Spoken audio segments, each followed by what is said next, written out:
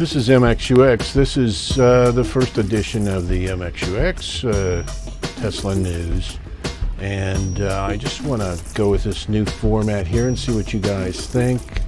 We're going to go over the topics mentioned there, and I want to start with Tesla facing a challenging quarter or quarters. We've got some issues here. Certainly, Hertz is selling 20,000 used Teslas, and that's going to obviously do something to demand. It's going to put a dent in the market, perhaps for the next quarter or two or three. Who knows, right? But you know, everyone's talking about slowing EV demand. Never mind slowing EV demand. We've reached peak ICE auto sales. Now, this is according to Autoline. Sales are off 3 million units in the USA and are also down in Japan and Europe. So people have just stopped buying cars. Jeep and Stellantis, they're basically not selling anything. You see that Ford has shut down production. Now, Ford shut down production of the Lightning. Let me tell you, there is no competitor to Tesla as far as an EV goes. You look at, there's recalls for every single one.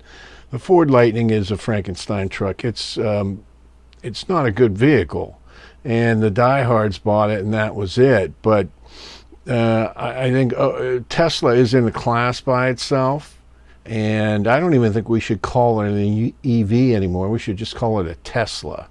But I think we can separate Tesla from the rest of the auto market. And again, don't even call it an EV. Let's call it a Tesla. But anyway, sales are off everywhere. 3 million units in the United States. That's a lot. So the populations are growing. So this is a function of recession and interest rates. And, you know, the Fed's leading the world in interest. They're leading the parade in interest rates. And, you know, the populations are growing. So this isn't a function of population. It's recession and it's interest rates. It's an own goal, okay? The bright spot here is that it's a smaller pie, but EVs are a growing wedge in that smaller pie. And of course, Tesla is the dominant EV. And again, if you just do some real minimal research, you can see that every other EV has massive recalls. Tesla is the only real EV out there. The Chinese, I just saw a bunch of Genesis, new models from Genesis driving by, EVs, yesterday. And their styling, I do not believe, is going to meet U.S. taste. I think their product line right now is not going to sell here when you put it up against the Tesla. That's my opinion. I don't know about the pricing, but certainly not the appearance of the car. But new ICE cars aren't selling, and even the ICE cars even aren't selling at auctions, at dealer auctions. Okay, so auto sales are down across the board in every way, and in my opinion, the OEMs got ahead of themselves on pricing, and this is spread into the used car market and the auctions, and now they've lost foot traffic, just like these restaurants did the same thing. And once they lose their foot traffic, they lose their market. So the whole market's down. I think Tesla's probably the best one in this basket, but the whole basket's falling.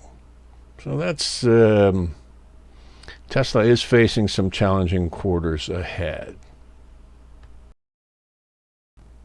I just want to try to define what I think is Tesla's problem. I think a lot of people would agree. Tesla basically does all component manufacturing in-house. They make their own seats, for example, and so forth. There's a lot of reasons for this. I think the Lordstown Motors story has a tale to tell here. Lordstown Motors had to bring frame manufacturing in-house. This is a common component among trucks. They had to bring it in-house. Why? OEM manufacturers were pressured by the ICE manufacturers and would not supply Lordstown Motors. Tesla faced this same problem as well, not having a lot of the technology existing at that time. But in any case, whereas an ICE OEM has tier 1, tier 2, tier 3 suppliers, when they gear up, the suppliers go into production, supply the parts. When they shut down the line, it's made to shut down, and all the suppliers just shut down. It doesn't matter as much to an OEM manufacturer. They can more easily start up and stop a line. Tesla is like a shark. They have to keep the lines running no matter what, because, stopping and restarting manufacturing at Tesla, the battery manufacturing, the seats, whatever, it's expensive, and it's a lost cost. This is, this can add up, and it's not enhancing anything.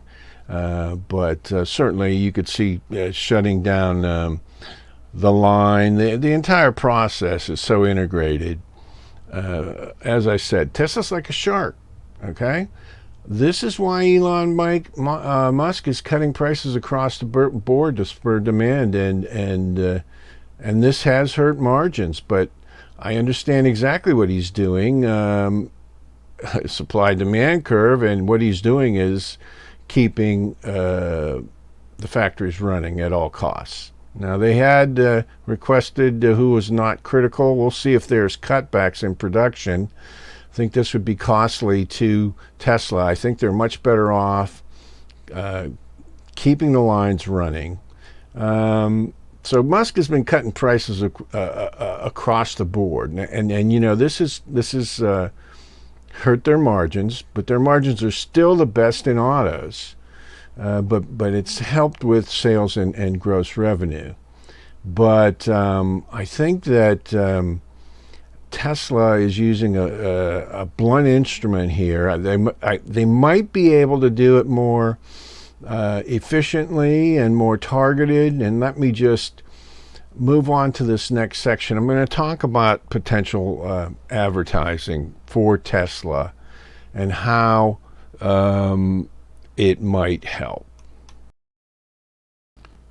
I know a little bit about advertising and marketing, not much, but a little bit, and I have an opinion on how Tesla should advertise. Now, first, let me talk about Randy Gerber and Meet Kevin. They're both meatheads.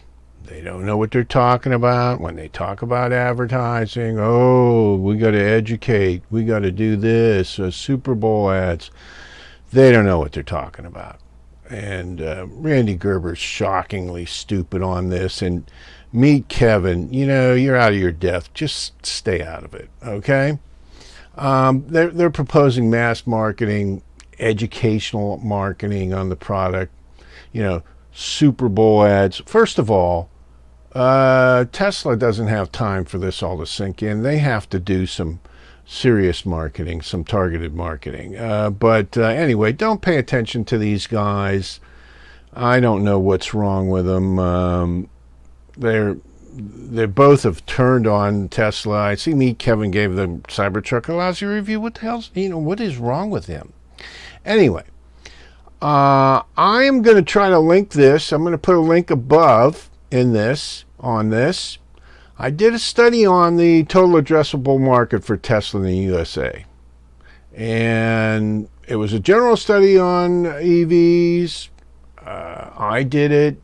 I thought it's fairly good. It's not PhD level or anything like that, but it's pretty good. Pretty good hack. Anyway, it's pretty simple, really. With the state of technology right now, home charging defines the Tesla total addressable market. You just simply, to own an EV today at this point, in the product cycle and the technology cycle, you just have to have home charging. It is essential.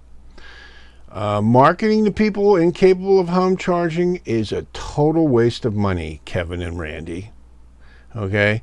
Tesla needs a targeted ad campaign, ongoing in my opinion, during this recession. And in my opinion, we are in a recession. I think the latest economic figures were skewed by heavy Christmas spending, which has dropped off a cliff now afterwards. And I had mentioned auto sales earlier. You could look at dining. You can look at any number of metrics. The economy is not in a positive state. Anyway, let's go through what I found in this hack, study of the EV market. Now, this is just a United States market, but I think it applies throughout the world, perhaps not in China, but they have battery swapping there and other things. But anyway, 40% of USA households, now this is not houses. A household is a group of people that live in one location. So this would include condos, single-family dwellings, perhaps some apartment buildings where charging could be installed.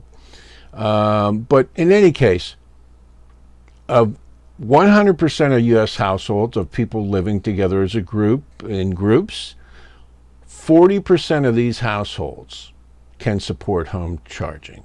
Okay? 60% cannot. And again, this is because either they do not have the electrical service, or they do not have, they live in a rental apartment, which is just not set up to put charging in, and it's got an antiquated electrical system, and so on and so forth. Okay? So, I think you got to get that into your head. There's 40% of the market. All right? 90% of the customers, I would say 90% of EV customers. There is a fringe that can do without it. There's some great public charging options now by Tesla. I'm going to try to put a link to one of my videos on this about a big charging center in Santa Monica, California, public charging center and so forth. But anyway, you got a 40%, okay, 40% of the households. So if you work this out into sales, that's like 4 to 5 million electric vehicle sales, which you can break down into who's going to take what market share, and you can extrapolate that into the future any way you like. But let's just say for year one, we got 4 to 5 million households in the United States that are capable of basically buying a EV tomorrow and being able to use it effectively. Okay? So it's not 100% of the market. You need a targeted marketing campaign. You don't need Super Bowl ads. Now, let me just make a proposition here. Elon, I hope you're listening, okay? And this is just a hack, again, on a potential ad campaign. But this, I think, actually could work if you look at those statistics that I just mentioned, okay? You can use utility company data, which is very accessible and accurate, okay? It's detailed, okay? And it's there, okay? So as far as the capabilities of these households, do they have enough voltage or whatever? Okay. There's also building permit data, which is also going to give you a very good idea. There's zip code targeted census data. Okay. And these are all old school data sources. These are not, you can forget AI. I mean, you can add AI on top of this, or big data, or Google Ads. I'm just talking about old school. If you take these three sources, and And I think you can do it without AI or big data. You can take these three sources and cross-tab them with Tesla sales data internally, and their charging network build out and so forth. And I think you could fit a linear regression to this or any other kind of analysis you wanted to do, and you could pretty much target individual households. Okay? No kidding. Down to the household, which would be most likely to buy, which would have the infrastructure and the income and the other basic profile, whatever you want to use to form that up. But I mean, this is something you could take down to the individual household. Okay, and I think this is an effective form of advertising for Tesla. And let's just, and this is old school, but I mean, let's just say let's do an old school direct mail. Let's use direct mail as the media for this campaign. So we identify these in individual households, down to, that particular family or group of people, okay, that are living there. And depending on how you want to roll this out or when you want to do it, whatever. But the point is, let's send each identified household a mailing with a holographic QR code that couldn't be, copied. They scan it with their phone, and they get a limited time offer from Tesla. Okay? And let's use the old, selling resort property. Okay, you get the QR code, you scan it. What comes up on your phone? $100 to go to the local Tesla showroom and do a test drive. Okay?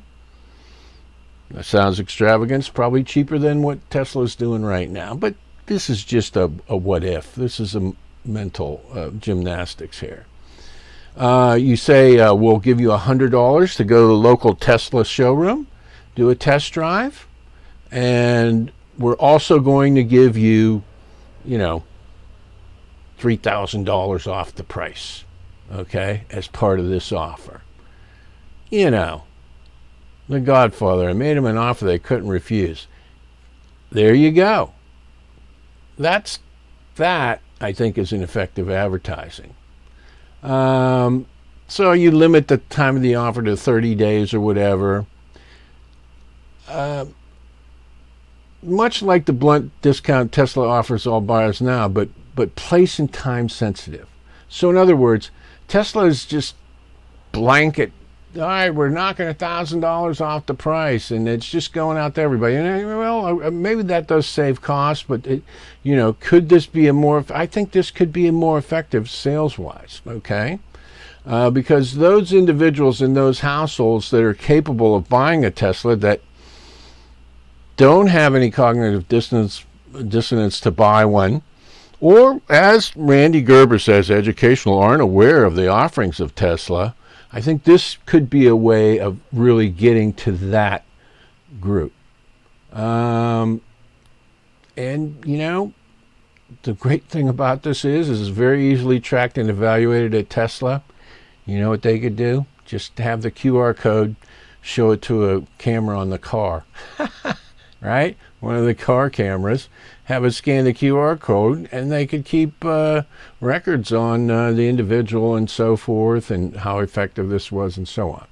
So anyway, the point is targeted marketing, okay? And I think, this could do a lot, in my opinion. I think the costs involved here are not that high, and you could roll it out and test market it and see if it worked. But I think much better off than a Super Bowl ad or whatever. And I think the main advantage to a campaign of this type or some other version of this is it's stealthy. Okay? There's no headlines. Tesla cuts price again. They're not on the MSNBC. Tesla, no demand. They're cutting prices again. This is a stealth price cut. Okay? And you could potentially maintain regular pricing on other sales. So anyway, as I say, forget the Super Bowl ads and brand awareness, and we're going to educate people for 3 years on the brand and get them to come in and buy. Elon Musk is in the media every day. I think there's brand awareness. I think what we need is a call to action. I think, Elon, I hope you're listening. And again, I'm presenting an old school. This could all be updated to cell phones and so forth, and Facebook, or any other way you want to slice it. But I think that's what Tesla has to do for advertising, and I think this could be part of a multiple prong marketing effort coming up on these challenging quarters. Might be more effective, I think, than cutting the price wholesale like that. Or maybe they could cut prices in other countries, whatever. But my 2 cents, I think this is based on some hackney evaluations and based on data. It's not a guess and not an opinion. All right, let's move on. Okay, this section here is regarding the Cybertruck, and I think the Cybertruck should be a bright spot for Tesla. And I've seen some bad reviews, and Meet Kevin had a bad lackluster review, and people are chopping up carrots with the. Of course you could slam your hand in any car door. Anyway, I just want to say that the orders are maintaining. They're ramping up production. They're moving into more battery production. I think I have seen more than one Cybertruck on the road, and they are impressive in person. Very cool. People that want an EV, they want something new. They want the Jetsons car. They don't want a Ford pickup truck with a battery strapped to it. Okay? And that's what the Cybertruck is. And just, and everybody's saying, well, it can't four-wheel. Listen, the Cybertruck is like a Ford Expedition, It's a big vehicle. And it's got a covered bed in it versus a third row of seats, okay? So that's what it is. Think of it like that. Think of it as a really big SUV. An Expedition really isn't even an SUV. It's bigger than that. You could substitute Suburban for that, I guess. But anyway, it's not really for off-roading. You wouldn't take an Expedition off-roading. Sure, it's four-wheel drive, but, you're not going to, go mudding in it, and same thing with towing. You could tow with an Expedition, but if you're going to tow something cross country, you're probably not going to use an Expedition, okay? It's not going to have, an Expedition is not going to have sports car like handling, and neither is the Cybertruck, but it does have the four-wheel steering. It is nimble, but it's not. It's got big tires and so on, and it's not a sports car. The only EV truck that can deliver sports car like performance is the Lordstown Motors Endurance, which was the technology was bought by the former CEO Steve Burns. But I have talked to people who actually purchased and own a Lordstown Endurance, and it is a sports performance truck. It drives like an F1 car. It's got torque vectoring and true four-wheel drive, and it's digitally controlled at the wheel, and it is really something. The high speed on that truck, people thought it was low. It's like 130 miles an hour. I think they have it governed at 130 miles an hour, but it's a road car. It's like a sports car. That truck is. But the Cybertruck is not that truck. It's got a lot of interior room. I love the interior room on the Cybertruck. It's underrated how big it is. It's got a lot of storage, covered storage in the back with a tonnier that actually works, unlike the Rivian. It's got the frunk up front. It's got underbed storage. Great. It's a big, safe vehicle for the road. Okay? I mean, that's what it is. If you're on a freeway in Los Angeles and you got traffic whizzing by you, you're in a Cybertruck, you're feeling secure. But anyway, it's very cool. It's very masculine looking. I think the Rivians have kind of and the Lucids actually have kind of a feminine energy about them. I think the Cybertruck has a real male energy. Joe Rogan gave it the meathead stamp of approval. And, that means a lot. He likes it. And I just wanted to say that this is something to watch for Tesla stockholders. And just let me add 2 cents here about the $25,000 Tesla. I am of the opinion that this Tesla is going to be produced purely as a robo-taxi. I mean, they may sell it as a car model as well. It may be a second or third car, but if you look at the charging statistics I just mentioned, people that are going to be in the market for a $25,000 car probably are not going to have access to home charging. However, if this has wireless inductive charging and it's an inexpensive car, I think that this could indicate that full self-driving is very nearby. And the fact that Elon canceled the construction in Mexico might mean that perhaps they've got a little hiccup in the full self-driving. But I think this whole thing is part of his plan. I think that car is going to be a robo-taxi. But anyway, we could put that on the shelf for now. And I think, the power business and so forth as well. I think the main thing to focus on here is the Cybertruck sales, and will they buoy Tesla in these upcoming quarters? And I think it's going to take time to ramp production, but they're experts of that at Tesla. So I do think this is the bright spot. But I just wanted to mention that, and as well, I've seen the new Tesla 3. Updated Tesla 3. It looks great. There's a lot of wrapped Teslas running around where I'm at. They look fantastic.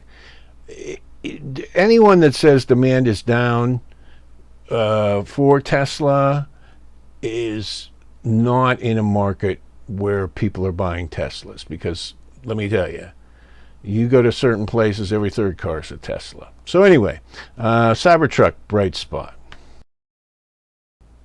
Okay, in this section, I just want to carry on from my last video about the war against Tesla and Elon Musk. Now, I know you're thinking I got a Teflon hat, tinfoil hat on, and I'm going to put my tinfoil hat on. I just want to mention a couple blurbs here. Block is now under attack by the SEC, okay? Securities Exchange Commission. CEO Jack Dorsey of Block, remember, founded Twitter, and he is a personal friend of Elon Musk. Block was just attacked out of nowhere by Hindenburg.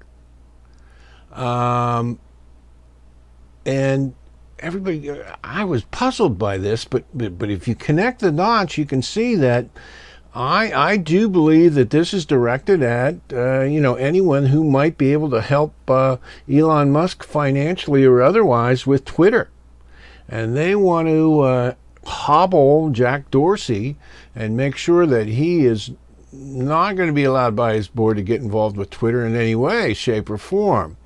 And I think that this SEC investigation is following the Hindenburg short attack, which is exactly what happened with Lordstown Motors. And just just as the Hindenburg attack on Lordstown Motors was a nothing burger of no substance, the SEC is still investigating Lordstown Motors, and now they're going after the principals, the ex-CEOs, and so forth of Lordstown Motors. They just will not stop. And this is what they're following, both with Twitter, with Jack Dorsey at Block, and as you can see, Elon Musk is also, being harangued now to appear again in front of the SEC, and these never-ending SEC investigations are part of this. I don't want to call it deep state, but it's certainly a political opposition to Musk and his free speech notion of Twitter, and him allowing, for example, Tucker Carlson. Okay, now this is all the whole Trump/Soros nexus at play here. You can see my last video how all this comes together. And I just want to mention on this block attack by the SEC how ridiculous this is on the face of it. They're saying that the Cash App is being used, which is the app by Block, by criminal elements. And every financial institution is used one way or another by criminal elements. It's a case-by-case basis. There is no app that's developed specifically for criminals to use. This is ridiculous.